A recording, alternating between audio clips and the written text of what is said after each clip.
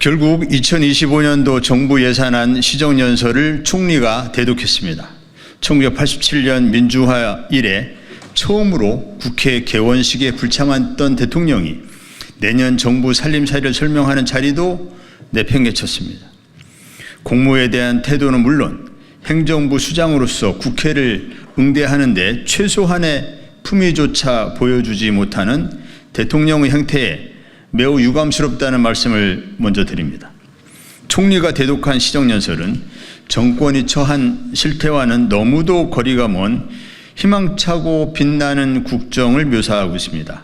경제 영토 확장, 성장 동력 회복, 새로운 도약, 눈부신 성과 등 진부한 수사는 둘째치고 이 정도면 정신 승리를 넘어 나치식 정신 개조가 이루어진 듯합니다. 착각 속에서 수립한 예산이니 평가와 비판이 무의미한 수준입니다. 국민 눈속임을 위해 그럴싸하게 회계 지표를 왜곡하고 곳곳에 정권을 위한 꼼수 예산을 숨겨놓았습니다.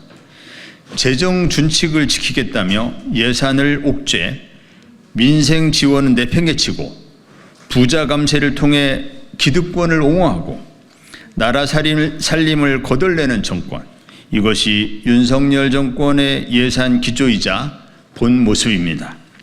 조국혁신당은 윤석열 정권의 이번 예산안을 다음과 같이 규정합니다. 첫째, 내수 포기, 민생 포기, 약자 포기, 미래 포기의 4포 예산입니다. 총 지출 증가율이 3.2%로 경제 성장률에도 미치지 못하는 수준입니다. 이는 내수 활성화를 위한 정부 역할을 포기한 것이나 다름없습니다.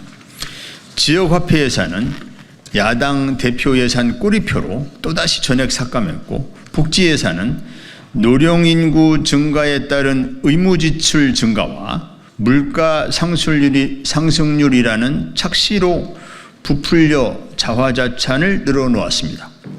사실 복지 부문의 의무지출 대비 재량지출은 오히려 감소했습니다. 탄소 중립과 기후위기 예산은 아예 낙제점입니다. 온실가스 감축과 재생에너지 예산은 2천억 이상 감액되었습니다.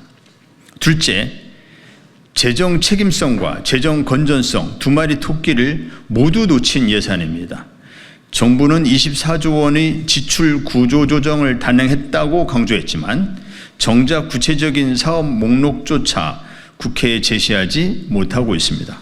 거기다 다음 정권으로 떠넘기는 방식으로 자본적 지출을 줄여 재정 건전성 지표만 올리는 착시 효과를 노리고 있습니다.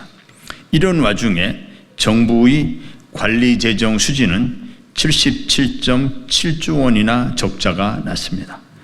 경상 성장률이 성장했는데도 재정이 펑크나는 것은 윤석열 정권의 기득권 감세, 부자 감세 정책 때문입니다. 정부의 세법 개정으로 인한 5년간 세수 감소는 74조 원으로 추정됩니다. 매년 대기업 세금 감면을 늘려 내년에는 감면액만 78조 원에 이릅니다. 매년 수십조씩 재정이 구멍나고 있는데도 윤석열 정권은 감세 정책을 바로잡기는커녕 외평기금, 주택기금 등 여기저기 기금에 마구잡이 손을 대고 있습니다. 이는 모두 이후의 정권이 떠안아야 할 빚입니다. 셋째, 국회의 예산 심의권을 무시하는 전제군주형 예산입니다. 국회는 헌법에 따라 정부가 편성한 예산을 심의 확정합니다. 그런데 윤석열 정권은 여야 합의를 통해 확정된 교부세와 교부금을 행정부가 임의로 줄여서 지급했습니다. 2023년 세수 결손을 법적 근거 없이 지방정부에 떠넘기는 과정에서 교부세를 임의로 줄여 지급한 부분에 대해 지자체에서 헌재의 권한쟁의 심판을 청구하였습니다. 게다가 국회 심의를 의회하는 예비비는 무려 14.3%가 증가되었고, 검찰 특활비를 비롯한 깜깜이 특활비는 1조 2천억 2,100억에 이릅니다.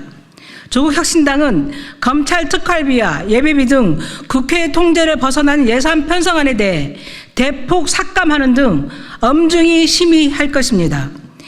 2025년도 윤석열 정부의 예산안은 내용과 절차, 형식과 실질에 있어서 모두 낙제점입니다.